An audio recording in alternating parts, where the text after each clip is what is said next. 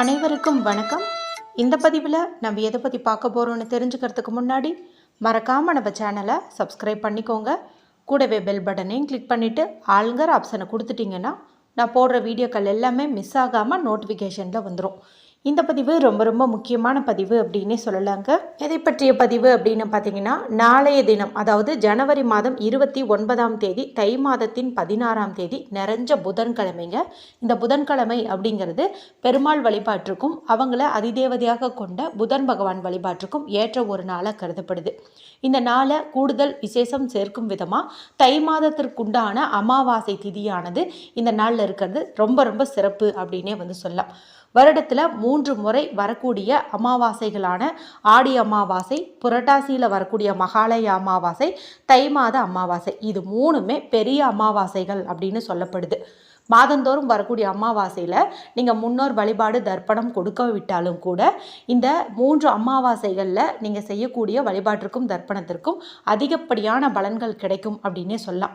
முன்னோர்களுடைய சாபமும் கோபமும் இருந்துச்சு அப்படின்னா எந்த தெய்வங்களுமே நமக்கு கை கொடுக்க மாட்டாங்க. அதனால் நம்மால் முடிஞ்ச அளவுக்கு இந்த முன்னோர் வழிபாடு செய்கிறத நீங்கள் ஒரு வழக்கமாகவே எடுத்துகிட்டு வந்துடுங்க. எதுவுமே செய்ய முடியலன்னா கூட அமாவாசை நாளில் காலம்பரை எந்திரிச்சு குளிச்சுட்டு வெள்ளை சாதத்தில் கொஞ்சம் கருப்பு எள் சேர்த்து ஒரு உருண்டையாக பிடிச்சு உங்களுடைய மொட்டை மாடியிலையோ இல்லை காகம் வரக்கூடிய இடத்துலையோ வச்சுட்டு நீங்கள் உங்களுடைய வேலையை தாராளமாக பார்க்கலாம். இதுவே நல்ல ஒரு பலனை உங்களுக்கு கொடுக்கும். ஏற்கனவே நம்ம சேனலில் இந்த அமாவாசை நாளில் செய்ய வேண்டிய பரிகாரங்கள்னு மொத்தம் 4 வீடியோக்கள் போட்டிருக்குறேங்க. இந்த நாளில் ஒரு குறிப்பிட்ட பொருளை பசுமாற்றுக்கு கொடுப்பது குறித்தும், வாங்கி வைக்க வேண்டிய ஒரு 5 பொருட்கள் குறித்தும், சேர்க்க வேண்டிய காய்கறிகள் குறித்தும் தனித்தனி பதிவுகளாகவே இருக்கும். மேலும் நாளைய நாளில் நமக்கு அபிஜித் நட்சத்திரமும் வருதுங்க. அது ரொம்ப ரொம்ப சிறப்பு வாய்ந்த ஒரு நட்சத்திரம். அந்த நேரத்தில் நம்ம என்ன கேட்டோம்னாலும் அது கட்டாயம் கிடைக்கும். அப்படிங்கிறதுனால அந்த நேரத்தையும் எல்லாரும் பயன்படுத்தி நிறைவேறாத உங்களுடைய வேண்டுதல்களை நிறைவேற்றிக்கோங்க. இப்போது நான் மேலே சொன்ன இந்த வீடியோக்கள் எல்லாம் நீங்கள் இன்னும் பார்க்கல அப்படிங்கும்போது இந்த வீடியோ முடியும் போது வரக்கூடிய எண்டு ஸ்க்ரீனில் அதனுடைய லிங்க்கை நான் கொடுக்குறேன். மறக்காமல் செக் பண்ணி பாருங்கள். சரி, இந்த பதிவுக்கான விளக்கத்துக்குள்ளே போகலாம். நம்மளுடைய சேனலை பொறுத்த வரைக்கும் சில விசேஷமான தேதிகள், திதிகள் இதெல்லாம் வரும்போது தண்ணீரில் ஒரு குறிப்பிட்ட பொருளை சேர்த்து குளிங்க என்பது குறித்து தொடர்ச்சியாக பதிவுகள் நான் போட்டுட்ருக்கேன். அதன்படி பார்க்கும்போது இந்த தை அமாவாசை நாளில் குளிக்கக்கூடிய தண்ணீரில் சேர்க்க வேண்டிய பொருள் குறித்தும் அதன் மூலமாக நமக்கு கிடைக்கக்கூடிய பலன்கள் குறித்தும் அந்த நாளில் ஏற்ற வேண்டிய தீபம் குறித்தும் தான் இந்த பதிவில் நம்ம பார்க்க போகிறோம். பொதுவாகவே இதுபோல் அமாவாசை திதிகள் வரும்போது புண்ணிய நதிகளில் நீராடுவாங்க. ஏரி, குளம், ஆறு இது போன்ற பகுதிகளில் வசிக்கிறவங்க கட்டாயம் அங்கே குளிப்பாங்க. மேலும் கடல் இருக்கிற ஏரியாவில் இருக்கிறவங்க நிச்சயம் அந்த கடல் நீரில் குளிப்பாங்க. ஏன்னா கடலில் உப்பு இருக்குது அப்படிங்கிறதுனால அதில் குளிப்பதன் மூலமாக நம்மளுடைய பாவங்கள், கர்ம வினைகள் எல்லாம் தீருங்கிறதுனால அங்கே போயிட்டு குளிப்பாங்க. எல்லாருக்கும் இது சாத்தியமா அப்படின்னு கேட்டிங்கன்னா சாத்தியப்படாது. ஏன்னா சில ஊர்களில் இது போல் நீர்நிலைகள் இருக்கும். சில பேருக்கு இது போல் குளிப்பதற்கு வாய்ப்பு அமையாது. அதனால் சாதாரணமாக நம்மளுடைய குளியல் அறையிலேயே இருக்கக்கூடிய தண்ணீரை நம்ம குறிப்பிட்ட முறையில் பயன்படுத்திக்கிட்டும் போது நமக்கு நல்ல பலன்கள் கிடைக்கும் அப்படின்னே சொல்லலாம். அதுவும் நாளைய தினத்தில் வரக்கூடிய அமாவாசை அப்படிங்கிறத பார்த்திங்கன்னா மௌனி அமாவாசை அப்படின்னு சொல்லுவாங்க.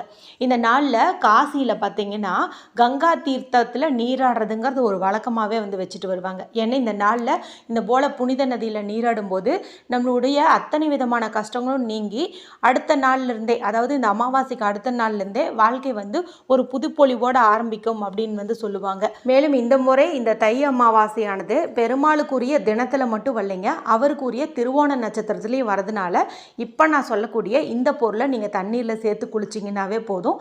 இது வரைக்கும் உங்களை பாடாய்படுத்திட்டு இருக்கிற அத்தனை விதமான கஷ்டங்களும் நீங்கும். நல்ல ஒரு செல்வாக்கு மிகுந்த வசதியான வாழ்க்கை இனி உங்களுக்கு அமையும் அப்படின்னே சொல்லலாம். சரி, அது என்ன பொருள் அப்படின்னு பார்த்தலாம். கல்லுப்பும் பச்சை கற்பூரமும் தான். இந்த கல்லுப்பு அப்படிங்கிறது டிஃபால்ட்டாகவே சில புண்ணிய நாட்கள் வரும்போது நான் சொல்லாமலேயே நீங்கள் சேர்த்து குளிச்சிருவீங்க. அது எனக்கும் தெரியும். இருந்தாலும் ஒரு சிலர் புதுசாக நம்மளுடைய சேனல் பார்ப்பாங்க இல்லையா, அவங்களுக்கு தெரியாது. அதுக்காக தான் நான் இதையும் சேர்த்து சொல்கிறேன். கல்லுப்பு நீங்கள் குளிக்கக்கூடிய தண்ணீரில் கொஞ்சம் போட்டுக்கோங்க. அது பச்சை தண்ணியாக இருந்தாலும் சரி, சுடு தண்ணியாக இருந்தாலும் சரி, அதில் போட்டுக்கோங்க. நம்ம எக்ஸ்ட்ராவாக சேர்த்துக்க வேண்டிய பொருள் என்ன அப்படின்னு பார்த்திங்கன்னா பச்சை கற்பூரம். இந்த பச்சை கற்பூரம் அப்படிங்கிறது நல்ல ஒரு நேர்மறை ஆற்றலை அதிகப்படுத்தி தரக்கூடிய கொடுக்கக்கூடிய ஒரு பொருள்னு சொல்லலாம். பணவசியத்தை ஈர்த்து கொடுக்கக்கூடிய ஒரு பொருள் அப்படின்னு சொல்லலாம். அதுவும் பெருமாளுக்கு ரொம்ப ரொம்ப பிரியமான பொருள்னு இந்த பச்சை கற்பூரத்தை சொல்லலாம். பெருமாளுக்குரிய புதன்கிழமை, அவருக்குரிய திருவோண நட்சத்திரம், இது எல்லாமே சேர்ந்து அம்சமாக அமைஞ்சிருக்கிறதுனால இந்த நாளில் ஒரு சிறு துண்டு பச்சை கற்பூரத்தை எடுத்து அதை உங்களுடைய கையால் நல்லா நசுக்கி பவுடர் மாதிரி பண்ணி நீங்கள் குளிக்கிற தண்ணீரில் போட்டுட்டு நீங்கள் அதை பயன்படுத்தி உங்களுடைய உடம்புக்கு குளிப்பதோ அல்லது தலைக்கு குளிக்கிறதோ சிறப்பு. தலைக்கு குளிக்க முடியாத சூழ்நிலையில் இருக்கிறவங்க தலையில் 3 சொட்டு தண்ணியை தெளித்து விட்டுட்டு உடம்புக்கு குளிச்சுக்கோங்க. இது உங்கள் வீட்டில் இருக்கக்கூடிய குழந்தைகள்லேருந்து பெரியவங்க வரைக்கும் எல்லாருமே இந்த குளியல் முறையை பயன்படுத்தலாம். ஒவ்வொருத்தங்களும் குளிக்கும்போது தனித்தனியாக புதுசாக பக்கெட்டில் தண்ணீர் பிடிச்சி இந்த பொருட்களை வந்துட்டு நீங்கள் சேர்த்துக்கோங்க. இப்படி நீங்கள் குளிக்கும்போது உங்கள் உடம்புல இருக்கிற இந்த அழுக்குகள் எப்படி நீங்குதோ அதே போல் உங்களை பிடித்திருக்கக்கூடிய அத்தனை கஷ்டங்களும் இன்றோடு நீங்குச்சு அப்படின்னு அர்த்தம். குளிச்சுட்டு எப்படி ஃப்ரெஷ்ஷாக இருப்பீங்களோ அதே மாதிரி இனி உங்கள் வாழ்க்கையும் வந்து நல்லா ஃப்ரெஷ்ஷாக வந்து ஸ்டார்ட் ஆக போகுது அப்படின்னு அர்த்தம். அடுத்ததாக நம்ம ஏற்ற வேண்டிய தீபம். இந்த தீப முறை அப்படிங்கிறது பார்த்திங்கன்னா சுத்தமாக இருக்கக்கூடிய பெண்கள் தான் ஏற்றணும். இப்போ குளியல் முறையை வந்து பெண்கள் பீரியட்ஸ் டைமில் குளிக்கலாமா அப்படின்னு கேட்டால் நீங்கள் தாராளமாக பச்சை கற்பூரம் உப்பு சேர்த்து குளிக்கலாம். பீரியட்ஸ் டைமில் குளிக்கிறது ஒன்றும் தவறு கிடையாது.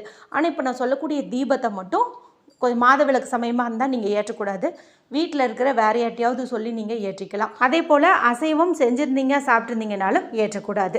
எந்த நேரத்தில் இந்த தீபத்தை ஏற்றணும் அப்படின்னு பார்த்தீங்கன்னா அமாவாசை தீதியை பொறுத்த வரைக்கும் காலை நேரம் அப்படிங்கிறது முன்னோர் வழிபாடு, தர்ப்பணம் இதெல்லாம் கொடுப்பதற்கு ஏற்ற ஒரு நேரமாக கருதப்படுது. நீங்கள் இந்த தீபத்தை காலை நேரத்தில் ஏற்றக்கூடாது, மாலை நேரத்தில் தான் ஏற்றணும். உங்களுக்கு முன்னோர் வழிபாடு செய்யும் பழக்கம் இல்லை அப்படின்னாலுமே கூட நீங்கள் மாலை 6 மணிக்கு இந்த தீபத்தை ஏற்றுவது சிறப்பு. இல்லைன்னா 5 மணியிலிருந்து இரவு 8 மணிக்கு இடையே உள்ள நேரத்தில் வீட்டு பூஜை அறையில் இந்த தீபத்தை வந்து நீங்கள் ஏற்றிடுங்க. இதுக்கு நமக்கு தேவையானது அப்படின்னு பார்த்தீங்கன்னா ஒரே ஒரு இலை வந்து தேவைப்படுது. அந்த இலை என்ன இலை அப்படின்னு பார்த்தீங்கன்னா வெள்ளருக்கன் இலை. அதாவது வெள்ளருக்கன் செடி இருக்குது இல்லையா, விநாயக பெருமானுக்கு உகந்தது. அந்த வெள்ளருக்கன் செடியிலிருந்து ஒரு இலை தான் நமக்கு வந்துட்டு தேவைப்படுது. இதில் பார்த்திங்கன்னா பூக்கள் எல்லாம் வெள்ளை நிறத்தில் இருக்கும். இதுதான் வந்து இதனுடைய அடையாளம். இதை வந்துட்டு நீங்கள் ஒன்று பறிச்சுக்கோங்க. இது பறிக்கும்போது பால் வரும், பார்த்து உங்களுடைய கண்ணில் படாமல் பார்த்துக்கோங்க. இதை வந்துட்டு நல்லா மஞ்சள் கலந்த தண்ணீரில் கழுவிக்கோங்க. அதன் பிறகு இதை ஒரு காட்டன் கிளாத் வச்சு தொடச்சிட்டு இந்த இலைக்கு வந்துட்டு நீங்கள் மஞ்சள் குங்குமம் போட்டு வந்து இட்டுக்கோங்க. அடுத்ததாக ஒரு சின்ன தட்டு எடுத்துக்கோங்க. அந்த தட்டையும் நீங்கள் சுத்தம் பண்ணிவிட்டு மஞ்சள் குங்குமம் இட்டுக்கோங்க. இந்த தட்டுக்கு நடுவில் இந்த இலையை வந்துட்டு வைங்க. அடுத்ததாக சின்னதாக ஒரு மண்ணகல் வந்து எடுத்துக்கோங்க. வீட்டில் ஆல்ரெடி பயன்படுத்திகிட்டு இருக்கிற மண்ணகலே நீங்கள் இதுக்கு பயன்படுத்திக்கலாம். இந்த விளக்கையும் தூய்மைப்படுத்திட்டு மஞ்சள் குங்குமம் வந்து இட்டுக்கோங்க. அடுத்ததாக இதில் நெய் வந்து ஊற்றிக்கோங்க. நெய் இருந்துச்சு அப்படின்னா நீங்கள் அதையே பயன்படுத்துங்க. அது இல்லாத பட்சத்தில் நீங்கள் நல்லெண்ணெய் வந்து பயன்படுத்திக்கோங்க. அடுத்ததாக இதில் பஞ்சுத்திரி வந்து போட்டுக்கோங்க. இப்போ இந்த இலையினுடைய அந்த காம்பு பகுதி சாமியை பார்த்த மாதிரியும் அதனுடைய கூர்மையான பகுதி நம்ம பார்த்த மாதிரியும், அதாவது கிழக்கு பக்கம் பார்த்த மாதிரியும் நீங்கள் இருக்கிற மாதிரி வச்சுக்கோங்க. தீபமும் வந்து கிழக்கு பக்கம் பார்த்த மாதிரி எரியட்டும். இப்போ இந்த தீபத்தை நீங்கள் ஏற்றி வச்சுடுங்க. அதன் பிறகு உங்களுடைய முன்னோர்களையும் குலதெய்வத்தையும் மனதார வந்து வேண்டிக்கோங்க. எங்களுக்கு இந்த விருப்பங்கள் எல்லாம் நிறைவேறணும், நல்ல ஒரு செல்வ செழிப்பு உண்டாகணும் அப்படின்னு ஆத்மார்த்தமாக வந்து நீங்கள் இந்த தீபத்தை பார்த்து வேண்டிக்கோங்க. மறுநாள் காலையில் இந்த இலை இருக்குது இல்லையா, இதை நீங்கள் தூக்கி எங்கேயாவது மரம், செடி, கொடி அடியில் வந்துட்டு நீங்கள் இதையை தூக்கி போட்டலாம். அடுத்ததான் உங்களுக்கு ஒரு சந்தேகம் வரலாம், எங்களுக்கு வந்து இது போல் வெள்ளருக்கன் இலை வந்து கிடைக்காது, நாங்கள் எந்த மாதிரி இலையில தீபம் ஏற்றலாம் அப்படின்னு கேட்டிங்கன்னா நீங்கள் வந்து வெற்றிலையில் இதே போல் வந்து தீபம் ஏற்றுங்க. ஏன்னா வெற்றிலை அப்படிங்கிறது மகாலட்சுமி தாயாரின் அம்சம் பொருந்திய ஒரு பொருளாக இருக்கிறதுனால இந்த வெற்றிலையை நான் இப்போ சொன்னேன் இல்லையா, அந்த வெள்ளருக்கன் இலை அதே மெத்தட்லேயே வந்துட்டு நீங்கள் இதையும் வந்து பயன்படுத்திக்கலாம். இப்போ நான் மேலே சொன்ன குளியல் முறையும் இந்த தீப முறையும் யார் ஒருத்தங்க நாளைய தினத்தில் பயன்படுத்துகிறீங்களோ நிச்சயமாக அவங்களுடைய வாழ்க்கை ஒரு மேஜிக் போட்ட மாதிரி, ஜீபூம்பா போட்ட மாதிரி அப்படியே வந்துட்டு மாறப்போகுது. நீங்கள் எதிர்பார்த்தபடி எப்படியெல்லாம் வாழணும்னு ஆசைப்பட்டீங்களோ அந்த மாதிரி ஒரு சந்தோஷமான வாழ்க்கை உங்களுக்கு அமைய போகுது. வீடியோ குறித்து ஏதாவது சந்தேகங்கள் இருந்தால் கமெண்ட் பண்ணுங்கள். பிடிச்சிருந்தால் மற்றவங்களோட ஷேர் பண்ணுங்கள், லைக் பண்ணுங்கள். மற்றும் ஒரு பயனுள்ள பதிவில் உங்களை சந்திக்கிறேன். நன்றி, வணக்கம்.